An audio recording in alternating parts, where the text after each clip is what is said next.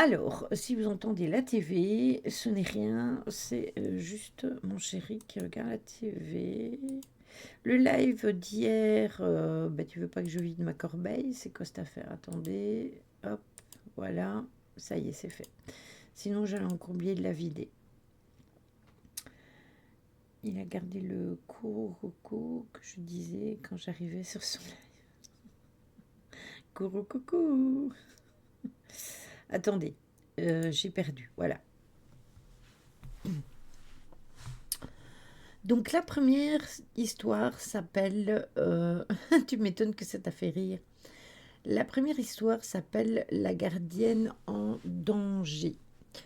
En quête d'économie pour gagner ses études universitaires, une jeune fille se voit confier la garde de la maison d'un voisin, un médecin, en échange de rémunération. L'homme lui demanda de se présenter à la maison à 19 heures. Une heure après est arrivée dans la demeure, la jeune fille reçoit un appel téléphonique au domicile du médecin. Au bout du fil, un inconnu lui dit que si elle ne sort pas de la maison, il mettra fin à ses jours. Effrayée, l'étudiante raccrocha, puis regarda sur l'écran. Étrangement, la personne qui avait téléphoné utilisait une ligne privée. 30 minutes plus tard, le téléphone sonna à nouveau. « Si tu ne sors pas bientôt de la maison, je t'éliminerai », déclara le même homme à la voix rauque au bout du fil.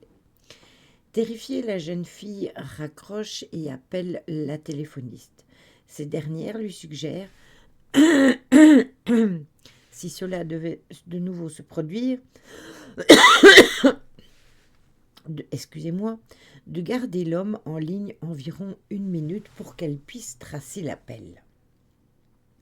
30 minutes plus tard, le téléphone sonne de nouveau.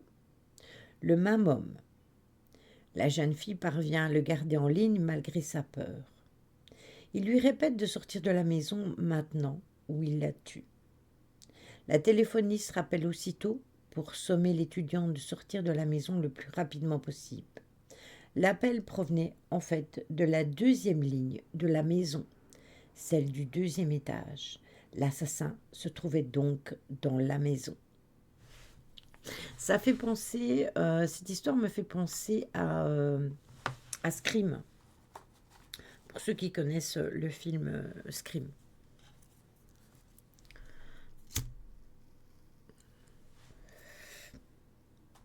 Vous voyez, il y en a qui sont un peu plus longues, mais celle-ci, elle est plus courte. Il y en a des plus courtes, il y en a des plus longues. La deuxième s'appelle le babysitter, non, la babysitter et le tueur à l'étage. Royaume-Uni, 1982. Hélène a 16 ans et se rend à un babysitting. Ce soir-là, elle doit garder les 3 enfants d'un jeune couple absent pour la soirée. Quand elle arrive, il l'informe que les enfants sont déjà couchés et qu'ils ne rentreront pas tard. Hélène s'installe dans le canapé de la grande demeure et ouvre un livre. Le téléphone sonne, mais quand elle décroche, personne ne parle à l'autre bout de la ligne. Quelques minutes après, le téléphone sonne de nouveau et cette fois, une voix glaçante lui répond. « Es-tu allé voir les enfants ?» Puis, plus rien. Pensant qu'il s'agit du père qui l'appelle pour savoir si tout va bien, elle se dit qu'il a été coupé et qu'il va rappeler. En effet, quelques minutes plus tard, le téléphone retentit. « Es-tu allé voir aux enfants ?» répète la voix.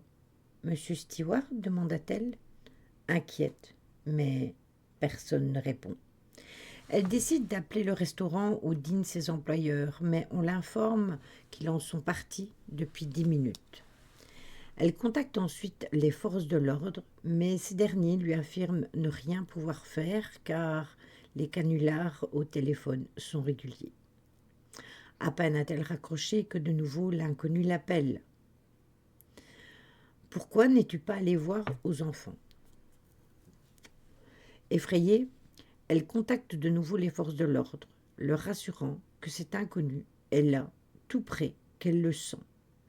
L'agent à l'autre bout de la ligne décide de prendre son numéro et la rassure. La prochaine fois qu'il vous appelle, nous tracerons l'origine du coup de fil. Est-ce que vous êtes d'accord, Hélène? Restez calme, surtout.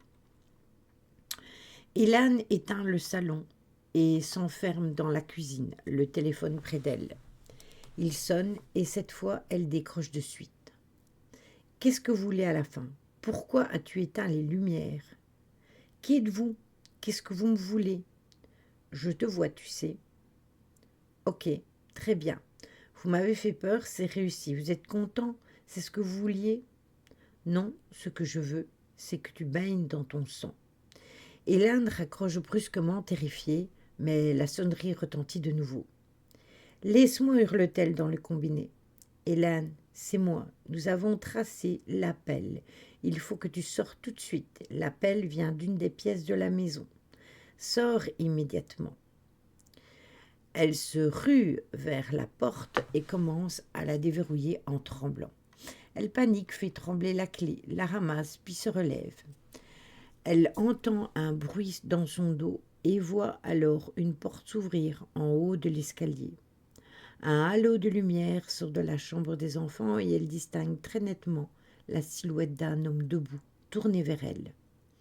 Elle parvient finalement à ouvrir la porte et se jette dehors, tombant nez à nez avec plusieurs policiers sur le palier, arme à la main. Immédiatement prise en charge par l'assistance, elle a juste le temps de se retourner et d'apercevoir le tueur fou, menotté par les policiers. L'homme est recouvert de sang, celui des 3 enfants de la famille Stuart.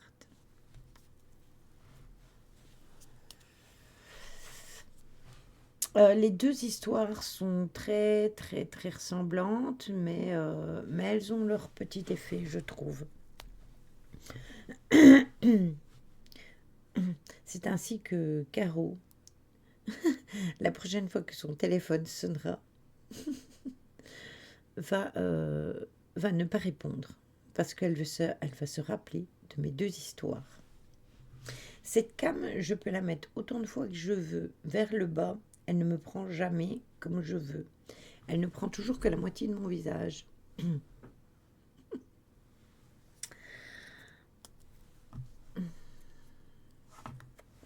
C'est honteux de me traumatiser comme ça, n'est-ce pas? Ben, sur le coup, je bois un coup. Ah putain, c'est mon bras. Mon chéri a voulu que je boive dans sa tasse. Mais comment vous dire qu'elle pèse 3 tonnes?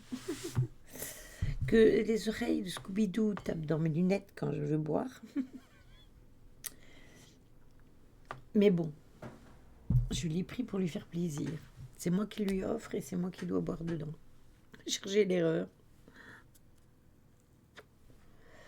Très pratique. Ouais, regarde, elle est jolie en plus. Hein. Je la trouve vraiment bien. Elle est très, très belle. Regarde. Non, tu la vois à moitié. Comme ça, tu la vois mieux. Ouais, non, comme ça, voilà. Mais elle pèse 3 tonnes et elle est lourde, mes aïeux. Rien que de la prendre, eh bien, je me fous le bras. Oui, voilà, quand tu vois, quand je bois, ben, les oreilles viennent taper dans les verres de mes lunettes. Je me dis que peut-être ça ne lui conviendrait pas si ça irait taper dans ses propres lunettes, le pauvre. Oui, c'est Scooby-Doo. En fait, je cherchais une de Scooby-Doo et une des Mignons que je n'ai pas trouvé où je cherchais. Donc, je lui ai pris que Scooby-Doo. Ouais, une paille. Même boire du café à la paille. Je suis pas sûre, hein. Mais bon, oui, du thé, à la rigueur.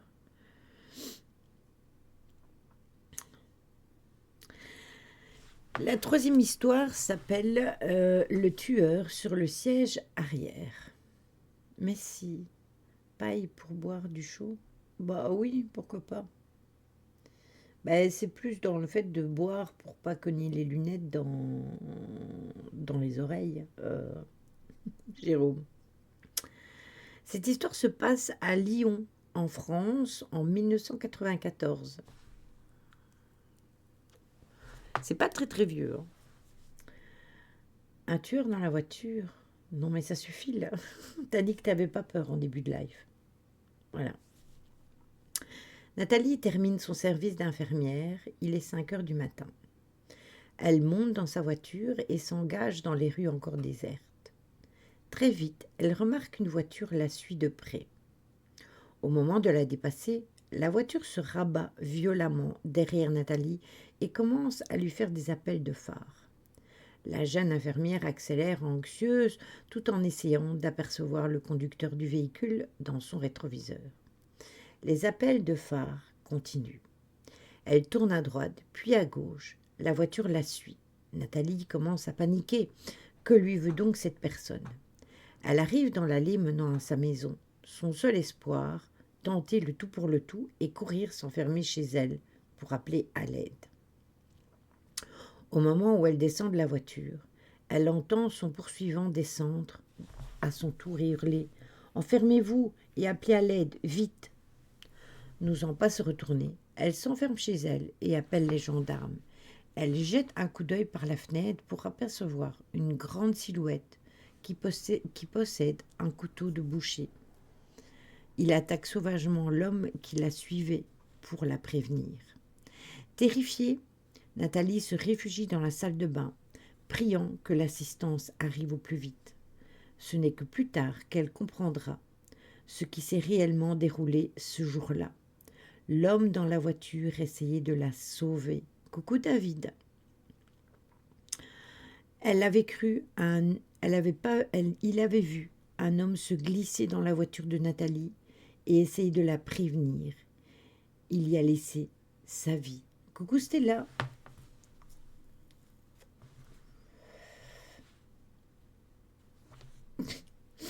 Tu vois, entre le téléphone et le tueur dans la voiture, on est complet hein, ce soir.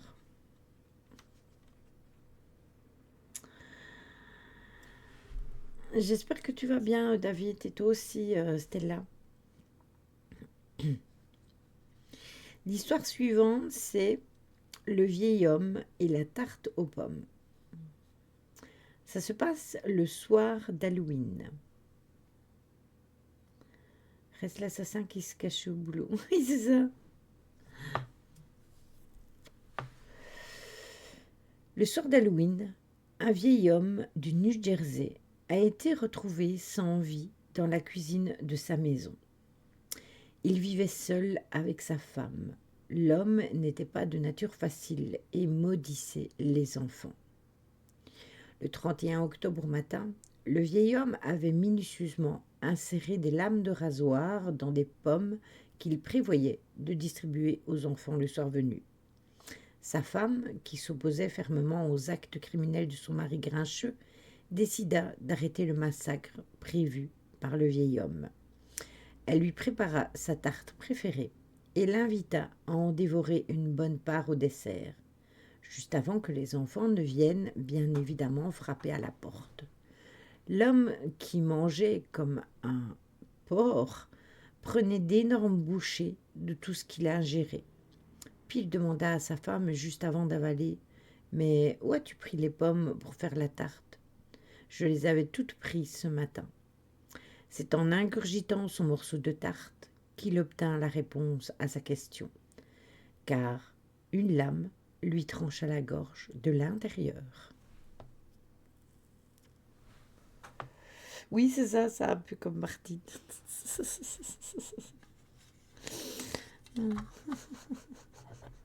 Là, c'est l'assassin d'Halloween.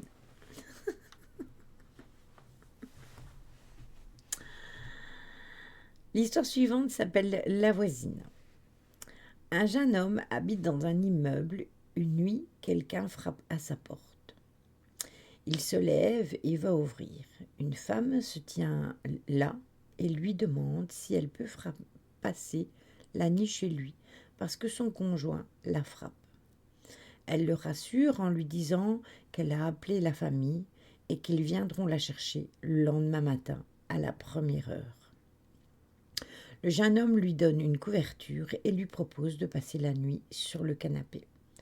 À son réveil, la couverture est pliée sur le divan et la jeune femme est partie. Il se prépare et va travailler. Le soir suivant, on cogne de nouveau à sa porte. La même femme se présente, mais cette fois-ci, elle est marquée de coups au visage. Elle lui demande une seconde fois l'hospitalité, ne pouvant qu'accepter. Il lui propose de dormir au même endroit que la veille. Le matin, elle n'est plus là. Le même manège se reproduit tout au long de la semaine. Inquiet, le jeune homme se rend au poste pour expliquer la situation. L'agent lui montre une photo sur laquelle il reconnaît la femme. On lui apprend que cette femme a été battue, puis laissée sans vie dans son immeuble par son conjoint. Coucou mon petit Johan. Attendez, je vais éteindre mon chauffage, j'arrive.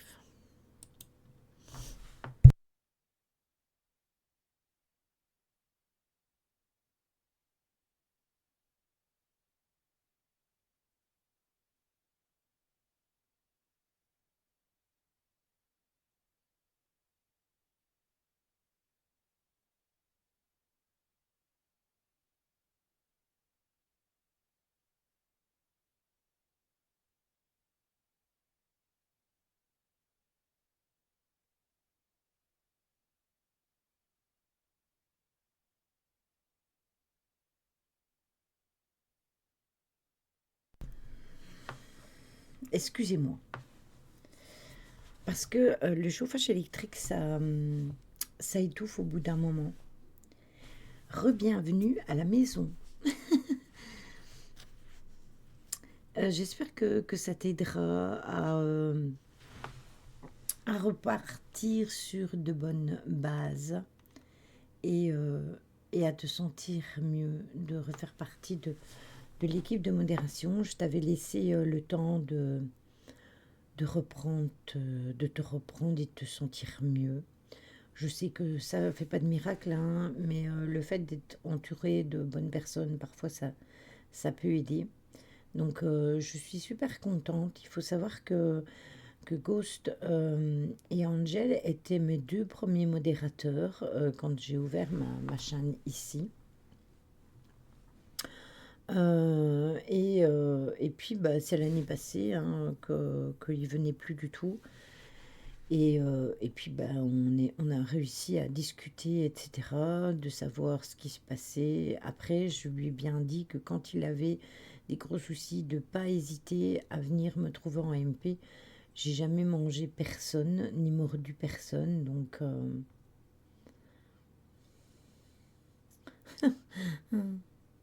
ça aide beaucoup d'être bien entouré. Je serais seule, j'aurais jamais réussi à m'en sortir, c'est sûr. Ah ben voilà. C'est là, c'est Lily qui m'a cherché. Moi, qu'est-ce que j'ai fait encore? J'ai séquestré une moto dans la cave. Oui, voilà, mes carreaux, c'est dans la cave directement. Coucou Chadou, comment vas-tu? D'ailleurs, Johan, j'en avais parlé hein, sur la chaîne. Hein, je cherchais un deuxième modérateur masculin parce que Ryan modère tout seul en tant que garçon. Enfin, ce soir, il n'est pas là. On est samedi, donc il est sorti. Mais voilà. J'ai des amis qui m'aident bien et qui m'accompagnent pour les démarches. Eh bien, écoute, c'est nickel. Voilà. Et puis, si tu as besoin, je sais que je suis loin de toi. Mais, euh, mais si tu as besoin, voilà. Ça va bien, merci beaucoup. Ça va bien, Chad. L'histoire suivante s'appelle La Dame Blanche. Vous connaissez hein, cette histoire. Elle est très très courte. Après l'ancienne, elle est assez spéciale parce que elle nous remet dans l'univers du paranormal, dans le sens où euh, les défunts peuvent parfois rester coincés dans des lieux où ils ont souffert, etc. Et c'est le cas de cette histoire. Oui, il faut juste de la glace à la vanille, du chocolat fondu et de la chantilly. Mon voisin me rend fou. Je ne sais pas ce qu'il fait, j'entends monter et descendre les escaliers. Il a tué quelqu'un et il est en train de se débarrasser des morceaux du corps. Si on reste dans... Voilà. Alors, cette histoire s'appelle donc La Dame Blanche, comme je vous disais. Il existe plusieurs versions de cette histoire. Selon différents témoignages, elle aurait été vue en Europe et en Amérique. Ce témoignage date de 1977 et provient d'un médecin. Après une longue journée de travail, le docteur rentre chez lui un soir sous une pluie battante. Il voit au bord de la route une jeune femme vêtue de blanc. Il s'arrête et lui propose de la ramener chez elle. Elle accepte et après avoir indiqué son adresse, elle ne dit plus un mot. Elle reste très silencieuse jusqu'au moment où il passe sur le pont du Furet. À cet instant, elle se montre agitée et effrayée. Arrivé à destination, le médecin lui prête son parapluie et attend qu'elle lui ramène. Ne la voyant pas revenir, il sonne à la porte. Un couple lui ouvre. Il raconte alors son histoire et il décrit la jeune femme. Le couple, visiblement très ému, lui apprend alors qu'il s'agit d'une jeune fille ayant perdu la vie en moto au pont Furet des années auparavant. Oui, étrangement, c'est souvent des médecins, c'est ça. La Dame Blanche. Oui, c'est une des histoires de la Dame Blanche. Après, elle est vraiment vraie, hein, cette histoire.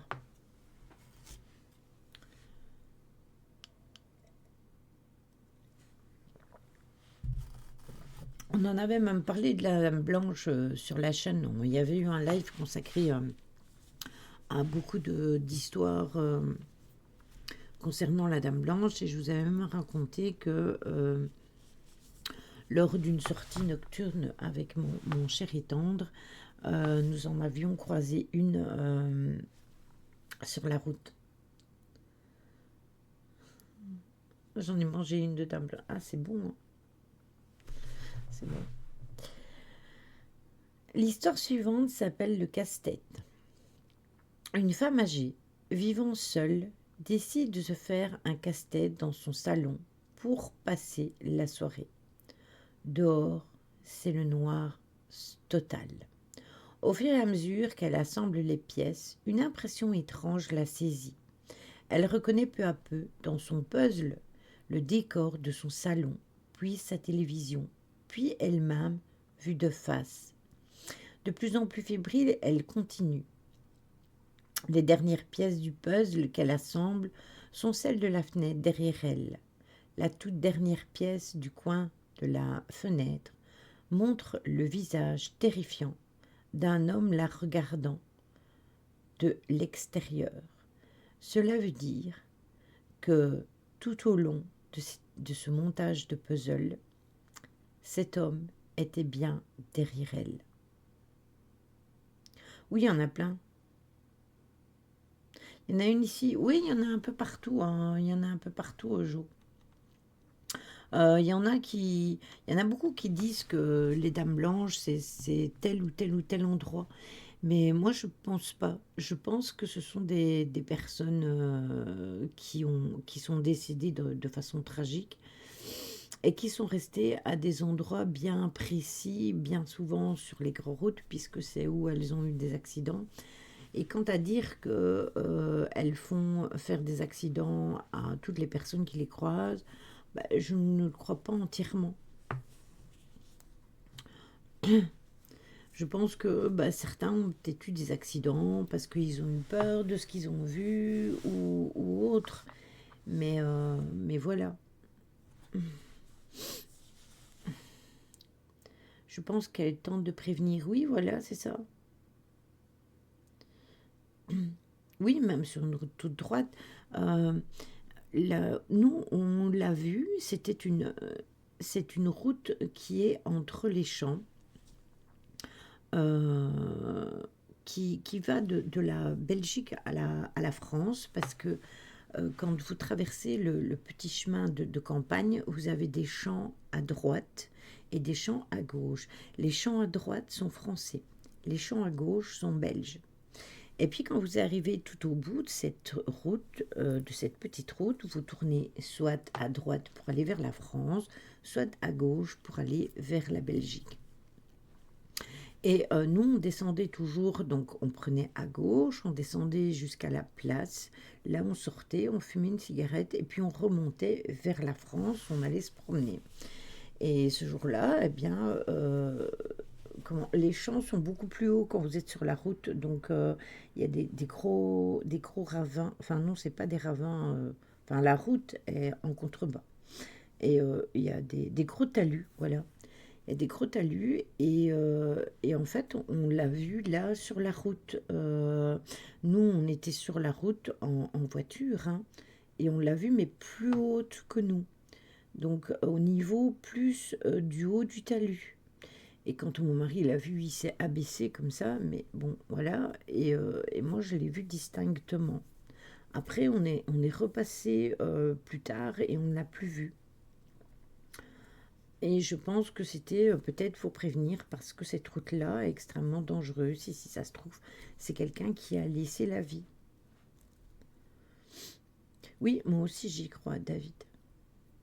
J'y croyais déjà avant, mais là c'était assez spécial, j'avoue. Je vous l'avais même expliqué à l'époque sur la chaîne. Je pense que c'était avant le Covid, si mes souvenirs sont bons, je pense bien, si je dis pas de bêtises. C'est soit juste avant ou soit juste après. Et je pense que c'est après, parce que j'avais déjà cette voiture-ci, et cette voiture-ci, je l'ai eue fin 2019. Donc je pense que c'était après. Et en fait, je vous avais dit, s'il y avait eu moyen de faire une investigation à cet endroit-là, j'aurais été volontiers. Seulement, c'est juste au-dessus de la route. Il faudrait monter tout le talus et s'installer au milieu du champ, enfin sur le côté du champ, et il n'y a pas vraiment d'endroit pour se poser. S'il y avait eu un parking à la limite d'un côté ou de l'autre, à la rigueur, ça aurait été possible. Mais sinon, non. Donc malheureusement, parce que si ça se trouve, elle a juste besoin d'aide, hein, aussi. Donc elle montre peut-être le danger, mais elle a peut-être aussi besoin d'aide. D'ailleurs, en parlant d'aide, vous savez que je parle rarement d'enquêteurs, etc. Mais je vous conseille d'aller voir la dernière vidéo de JRM Paranormal. Ils ont mis leur dernière enquête et je suis à la plus ou moins aux trois quarts dans ce magnifique château. Et la personne qui accompagne Rémi, que j'ai déjà vu par le passé, est vraiment quelqu'un avec qui je suis connectée au niveau des énergies. C'est quelqu'un de très agréable. Vous savez, parfois, il y en a, ils se disent médiums, mais ils sont bizarres, mais elle a quelque chose, c'est naturel, je ne sais pas vous expliquer. C'est ça, on voit tellement de choses qu'on ne peut qu'y croire. Lily dans le champ de la prairie, oui, c'est ça. Après, il faut y monter tout le long, tu vois, avec tout le matériel. Donc, elle fait pas de chichi, c'est ça. Elle fait pas de chichi et après, elle a vraiment envie d'aider. Elle est là pour les aider. Et ça, je trouve ça tellement bien et c'est tellement rare que, euh, que j'apprécie vraiment. Et sa collaboration avec Rémi, déjà j'aime beaucoup Rémi, mais sa collaboration avec lui, je trouve ça vraiment, vraiment cool. Pourtant, moi, les vidéos YouTube d'enquêteurs, je suis de moins en moins connectée parce qu'il y en a beaucoup qui font des trucs fake, etc. On sait maintenant que parfois, par exemple, voilà pourquoi ça te fait vibrer. Oui, je pense que c'est ça. Et puis, elle essaye vraiment d'avoir des réponses. Stella, je sens qu'elle l'a vu. Elle essaye vraiment d'avoir des réponses, d'être là pour les aider. Enfin, c'est assez perturbant quand vous voyez ce type de personne. Mais maintenant, on le sait, hein, par exemple, que si on met un pod tout près d'une boule à plasma, par exemple, quand le pod il sonne, eh bien, c'est parce que la boule à plasma interagit au niveau du pod.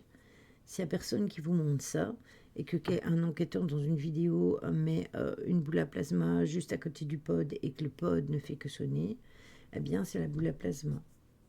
C'est ça, Stella. C'est ça. C'est ça, Jo. Donc voilà.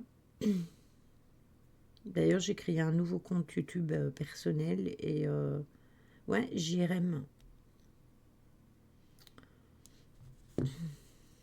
Tu veux que je te mette sa chaîne ici? Ça me dérange pas hein, de vous la mettre hein, ou de la partager si vous voulez sur,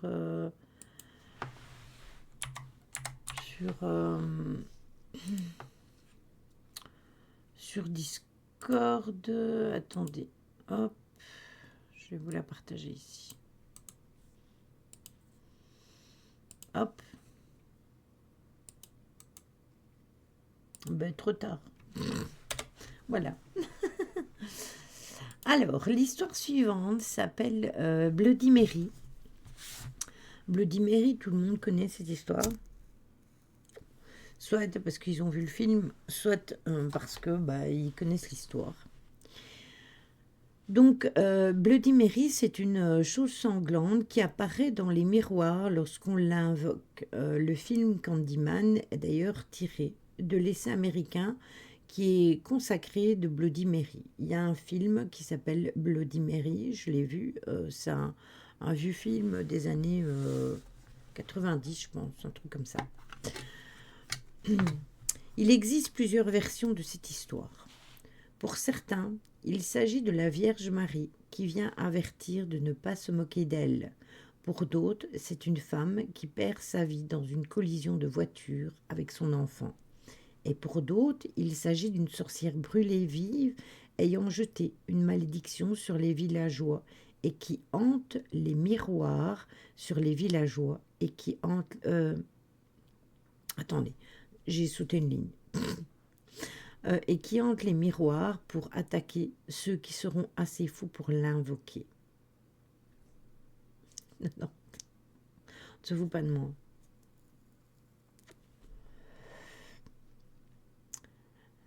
Une autre version soutient que c'est une jeune femme trompée par son mari qui s'est suicidée dans sa salle de bain. Le miroir aurait alors inspiré son esprit et elle viendrait avertir les femmes qui seront victimes d'infidélité. Merci Stella.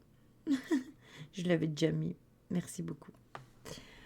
Son aspect est celui d'une belle jeune femme, mutilée et recouverte de sang, dont les yeux haineux toisent tout le monde avec mépris.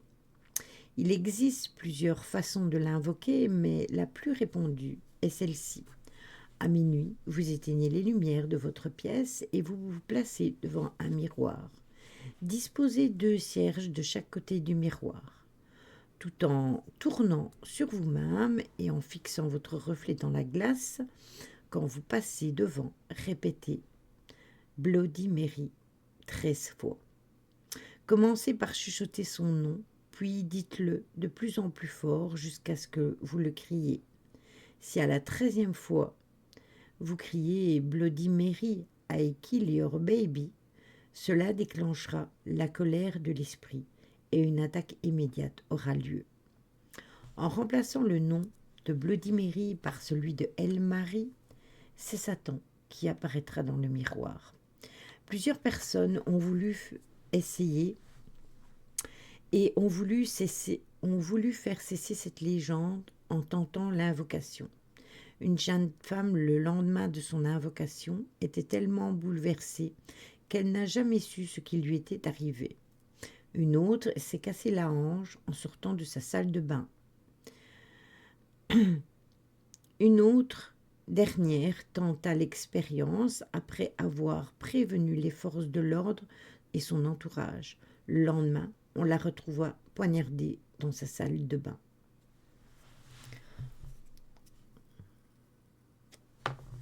C'est ça, c'est exactement ça, Caro.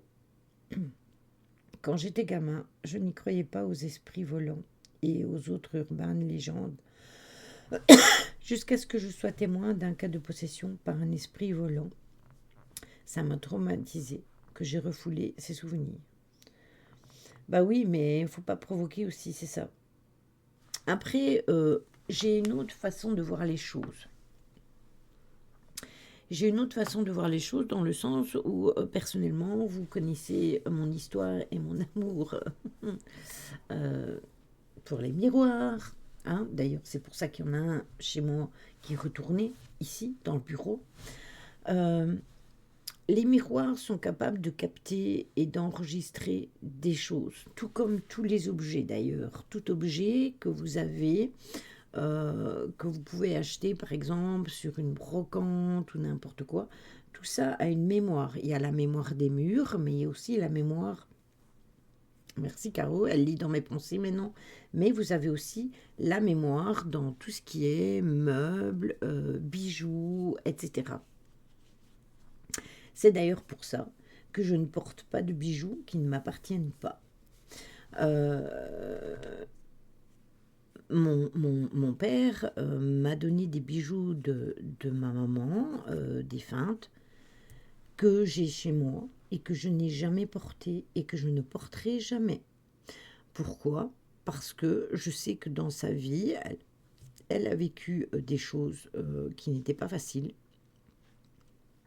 et que ces bijoux sont porteurs d'une vibration qui n'est pas mienne et que quelque part ça peut venir euh, se mélanger avec mes vibrations, m'apporter une mauvaise vibration qui caisse, donc je ne préfère pas.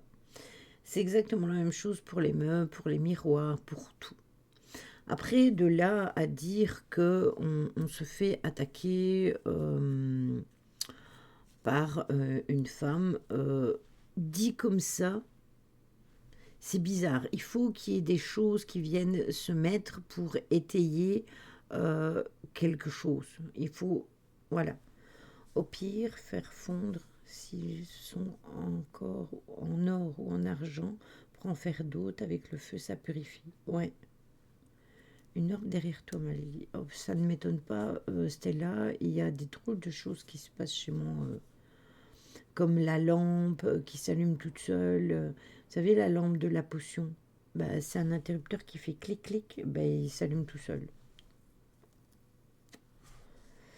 Je te l'avais déjà dit, je pense, mais une fois j'avais acheté une bague tête de mort dans un magasin d'objets d'occasion. Quand je la portais, quelqu'un tombait malade et se trouvait à l'hôpital. Je m'en suis vite débarrassée. Oui, voilà. C'est parce qu'il y a des énergies qui sont là, qui sont mélangées à ça. Et puis voilà. Après, si vous achetez des choses en occasion, vous pouvez les purifier aussi. Par multiples façons. Vous savez, quand vous achetez un collier ou un bracelet en pierre, etc., on le nettoie des énergies et on le charge. Si on le nettoie de ces énergies, c'est parce qu'on veut retirer les énergies de la personne qui l'a eu en main, qui l'a monté, etc. Sauf quand ce sont des cas comme par exemple Tony qui vous les charge lui-même chez lui parce que bah, c'est son métier. Mais quand vous achetez n'importe quel bijou, vous le nettoyez, vous le faites charger. Eh bien, c'est exactement la même chose. Sauge. Moi, c'était la télé aujourd'hui, elle s'allumait toute seule. Oui, ça s'est déjà arrivé aussi. Et moi, encore une fois, une ampoule de ma salle de bain. Ouais, ben voilà. Nous aussi, la lumière de la salle de bain qui s'allume, qui s'éteint. La porte de la salle de bain qui s'ouvre toute seule. On la ferme parce que les chats vont jouer dans toute la salle de bain. Ils me retournent tout. Donc on ferme la salle de bain. Et il y a des fois, bah, quand on monte, je dis à mon chéri, ou lui me dit, tiens, la porte de la salle de bain est ouverte, tu la laisses ouverte? Bah non, bah, elle s'est ouverte toute seule en fait. Et c'est déjà arrivé que la porte de la salle de bain s'ouvre et se referme avec les chats dedans. Et l'autre fois, il y avait Olympe, Roxy. Je vous parle de ça il n'y a pas longtemps, hein, c'est il y a 2 soirs.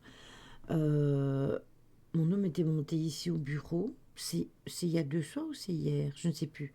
Il était monté ici au bureau pour jouer et j'entendais pleurer. Et je dis, mais c'est bizarre. Et je suis montée et dans la salle de bain, il y avait Olympe, Roxy et Yuki. Ils étaient renfermés tous les trois dans la salle de bain. Et la porte, elle était contre, mais renfoncée. Donc ils n'arrivaient pas à sortir. Donc j'ai été leur ouvrir, bien évidemment.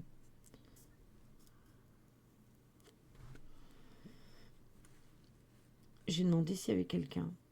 Est-ce que tu as une réponse?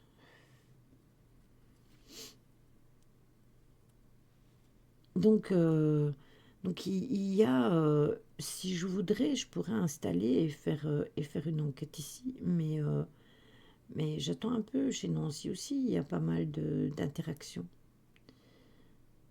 Aucune, mais plus de clignotement. Ouais, donc c'est peut-être ça. C'est peut-être ça.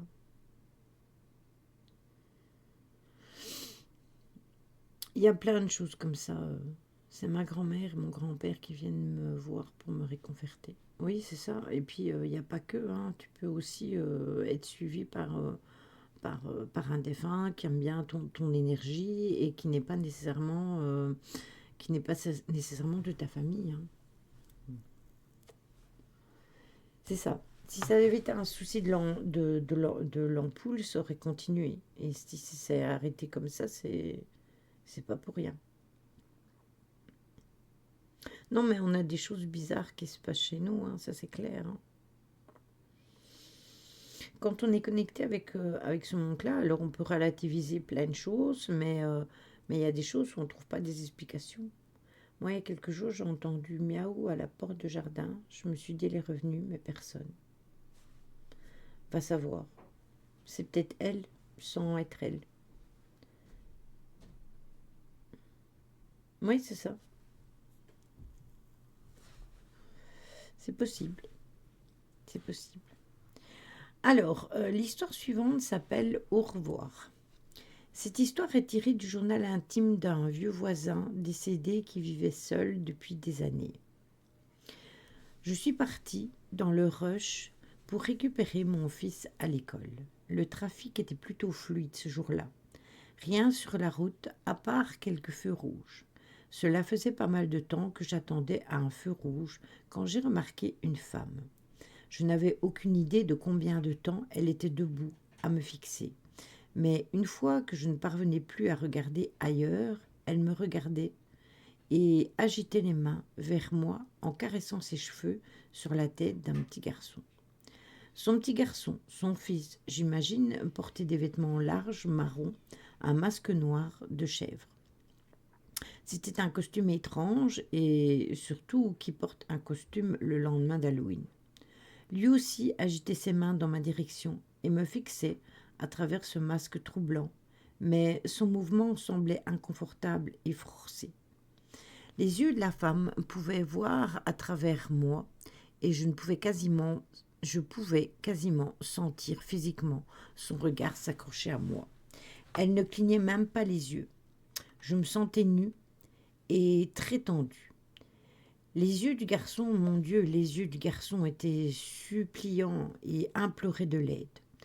La femme a commencé à devenir impatiente, agitant sa main plus fort à chaque seconde. J'ai détourné le regard pour que je n'ai pour que je n'ai que- pour je n'ai pour je ne sais quelle raison, j'étais terrifiée. J'avais besoin de m'enfuir. Une fois le feu passé au vert, ce qui a semblé durer une éternité, j'ai démarré. Je n'ai même pas pris la peine de regarder derrière. Je pensais que rien ne serait plus terrifiant à ce moment. Ensuite, je suis arrivée à l'école et ils m'ont dit que mon fils n'était pas là. Ils m'ont dit que ma femme l'avait déjà récupéré. Je n'ai pas de femme. Ils m'ont remis une note en me disant qu'elle avait demandé à ce qu'ils me la donnent. Il n'y avait pas de mots pour décrire ce que j'ai ressenti en lisant ceci. Ne dis pas que je ne t'ai pas donné une chance de lui dire au revoir.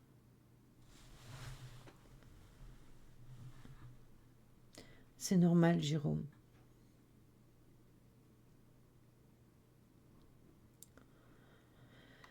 C'est normal.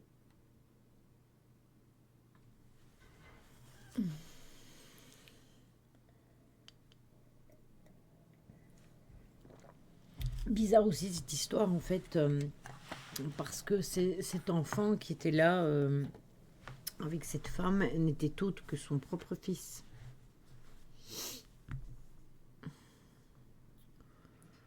Moi, je ne veux plus. Je veux plus de lapin, je veux plus de chinchilla, je veux plus tout ça. J'en ai eu, mais une nuit, j'ai rêvé de lui et je le voyais enfermé dans un garage. J'ai fait le tour des voisins. Il était bien dans le garage, là où je l'avais rêvé. Le chat peut communiquer avec nous dans les rêves. Oui, c'est ça, bien sûr. Bien sûr. D'ailleurs, nous, dans un rêve, on nous avait prévenu de ce qui allait arriver à Oana. Même vivant, j'en ai pas repris. Oui, oui, même vivant, bien sûr, il était vivant à cette époque-là. L'histoire suivante s'appelle la station-service. C'était une nuit sombre et brumeuse. Denise avait des difficultés à rester éveillée et la route était trempée. Le niveau d'essence commençait à être dangereusement bas et elle n'avait aucune idée d'où se trouvait la prochaine ville.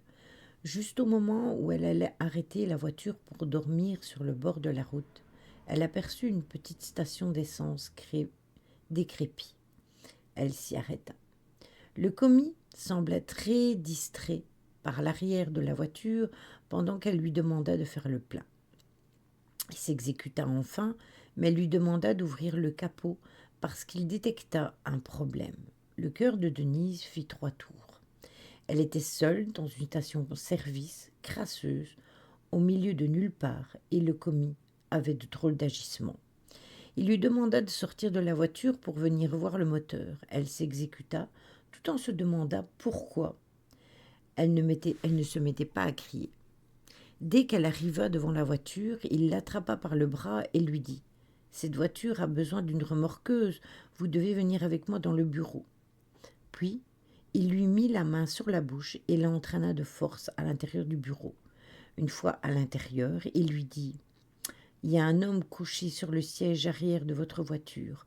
Nous devrions appeler à l'aide. » La femme, apeurée, partit en courant vers sa voiture et fila à toute vitesse.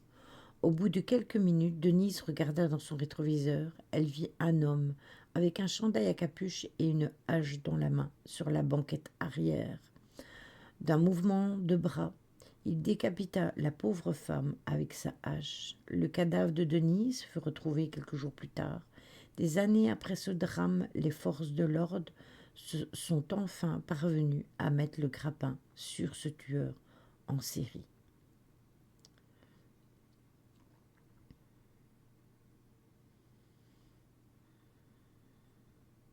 Exactement. Charmant jeune homme. Oui, surtout que c'était pas celui-là dont il fallait avoir peur. C'était pas en fait celui qui était à la pompe à essence qu'il fallait avoir peur. C'était celui qui était dans la voiture. Elle aurait dû l'écouter. Lui, il l'a fait venir devant sa voiture pour la sauver. Elle aurait dû l'écouter. Quand on parle de libre arbitre,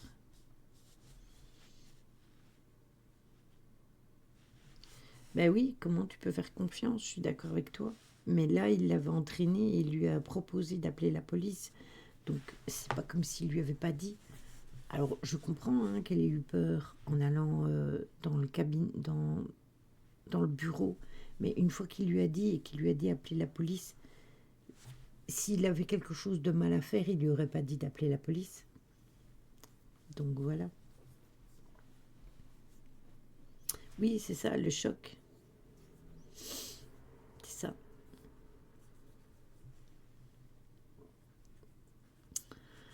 L'histoire suivante s'appelle Loup-garou. Selon la légende, lors des nuits de pleine lune, le loup-garou d'ordinaire, avec une apparence humaine, se transforme en un loup énorme avec des sens surdéveloppés. Il acquiert les caractéristiques du loup, puissant musculaire, agilité, ruse et férocité. Il chasse et attaque sans merci ses victimes pour les dévorer. Ne contrôlant plus ses gestes et ses faits, ne contrôlant pas ses gestes, ses faits, ne contrôlant plus ses faits et gestes, il peut éliminer de nombreuses personnes en une seule nuit. Les gens se sont mis à chasser les loups, s'en protégeant avec de l'eau bénite et les tuant avec une balle en argent. Les loups-garous souffraient de la même réputation que les vampires pour les choses sacrées et étaient considérés comme des créatures du diable. Ils se multipliaient en mordant. La malédiction commençait dès la première pleine lune après la morsure d'une première victime.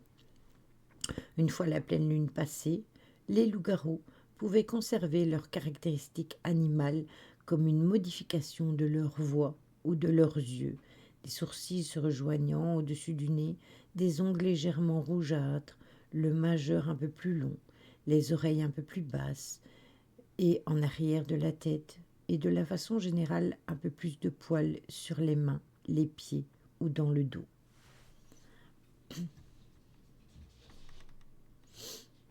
Ah, la peur, oui, exactement, je suis d'accord avec toi. Le loup-garou est un homme vivant métamorphosé ou un corps qui sort de la tombe sous la forme d'un loup connu sous le nom du loup-garou fantôme. On croyait que le corps métamorphosé était celui d'une âme damnée qui ne trouvait pas le repos dans sa tombe. Depuis le XVe siècle, les légendes de Scandinavie, de Russie occidentale et d'Europe centrale parlent de l'existence de potions magiques pouvant aider les loups-garous à retrouver tous leur aspect humain.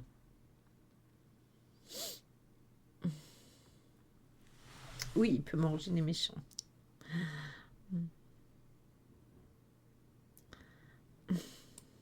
J'avoue. Après, j'ai toujours été fascinée par ce monde des licans, loups-garous, vampires, etc. C'est une partie intégrante de ma personnalité. J'ai quasiment vu tous les films de loups-garous ou de vampires. Ouh, je me transforme.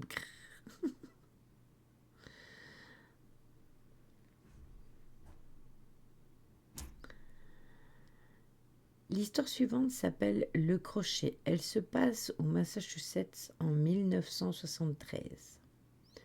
Ce soir, Thomas a un rendez-vous galant et il sait exactement où conduire Mélanie. Derrière le bois, à la sortie de la ville, se trouve une clairière isolée, parfaite pour une petite session de baisers langoureux. Il passe donc chercher sa dulcinée en voiture et se gare tranquillement dans la clairière en laissant tourner l'autoradio. Soudain, la musique s'interrompt et un communiqué urgent est diffusé. Un meurtrier s'est échappé de l'asile situé à quelques kilomètres.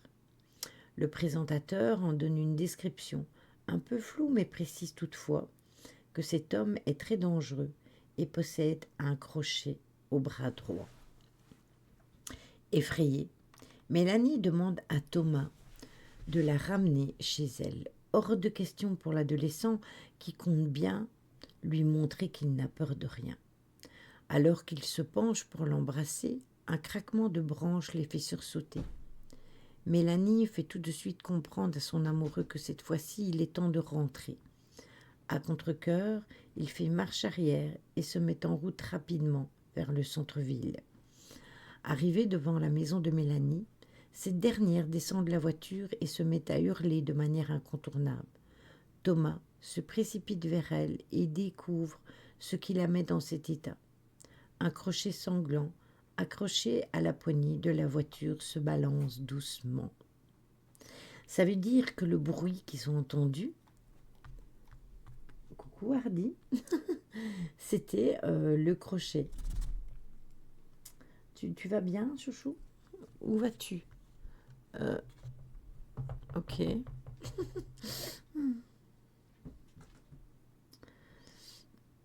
Donc, ça veut dire que s'il n'avait pas écouté sa chérie, eh bien, si ça se trouve, eh bien, il n'aurait pas survécu à cette soirée. Quand il a démarré, le crochet est resté accroché et c'est à la voiture et s'est décroché de son bras. Bonjour chat. Il est déjà reparti, il est là-bas maintenant. Je me demande pourquoi il a fait tout le tour. Hein. Il est passé de par là, il a fait tout le tour du bureau ici, puis il est venu ici pour faire demi-tour et repasser entre les deux écrans pour aller derrière. Alors que d'où il était, il pouvait passer par là. Une queue de chat. Une queue noire, Stella. Ils sont tous noirs, les trois ici sont noirs.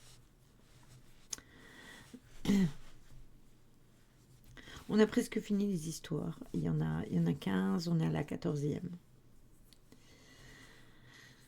David McCullum et son jeu de Ouija. Une histoire sur la Ouija. Quelques jours avant Noël 1995, dans le quartier de Mayfair à Londres, David aborde deux écoliers âgés de 15 ans et leur propose de venir chez lui, écouter du heavy metal.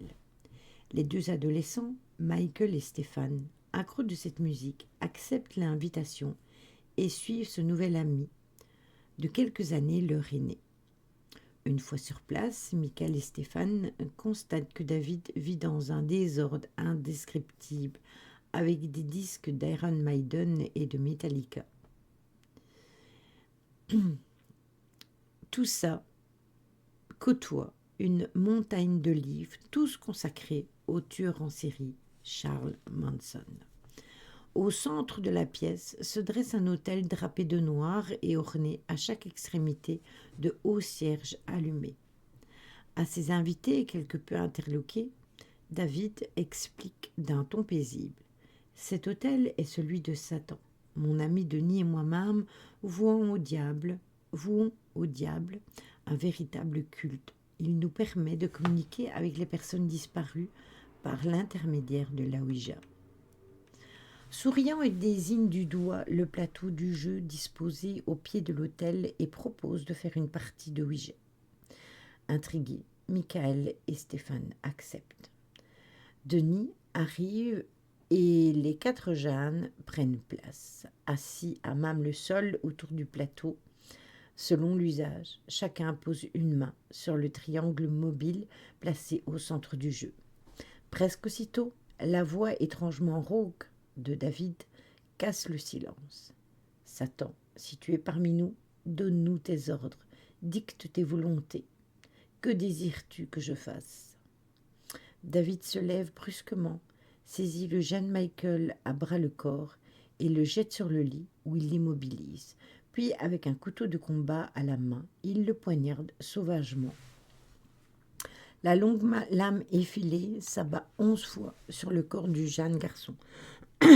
Denis, qui maintient tant bien que mal Stéphane, hurlant de peur, crie enfin à McCullum. « Arrête David, mais arrête-toi, il est décédé. » Dans un sursaut, Stéphane parvient à se dégager et s'échappe à toute vitesse. Restés seuls, David et Denis enroulent le cadavre dans un drap et une couverture.